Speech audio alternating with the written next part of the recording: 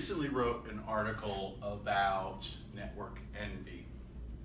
First, I started to discuss a term called imposter syndrome. Imposter syndrome is where a person feels like they are not as successful or knowledgeable as their audience thinks they are. There's feelings of fraud, a lack of confidence, that they're lucky, and maybe even that they are deceiving their audience. You know what you know. If you study or work in the field long enough, you are a professional. You should have that confidence.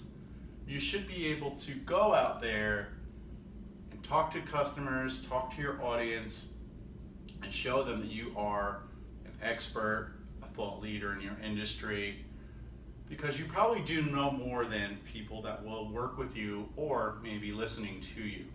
Of course, there's always someone out there that's going to know more than you, but you should strive to become more educated and knowledgeable so you can always shore up your lack of knowledge in a certain area. Or if something changes, you can become more knowledgeable and pass that on to your audience or customers as value. So on this side, we have network envy. Network envy is when you see something posted, say, on LinkedIn, where somebody's successful and they had a really good opportunity come up, and maybe it was a speaking gig and they knocked it out of the park. Maybe they received an award for an industry they're in, and you want to be that successful, so you become jealous. You get some ill feelings and want to be in that person's shoes, but for some reason or another, you don't do anything about it, and maybe you don't even comment or like on that post. There are some shared traits or things that you can do in regards to network envy and imposter syndrome. Develop skills. So you can develop skills to help you ensure that you do not have a feeling of imposter syndrome, as well as help you with network envy, because if you develop skills, you can obtain those recognitions, awards, etc. in your field, and you can start posting those on LinkedIn. Having a mentor is important. If you have imposter syndrome or feel like you do, you can mentor others or even find other people to mentor you. Maybe it's someone that's in your industry that's a peer that you can go back to and make sure that you feel confident about what you know, or maybe shore up some of those areas that you need some more knowledge. And on network envy side, you can find a mentor to work with so that you can get to where you need to be.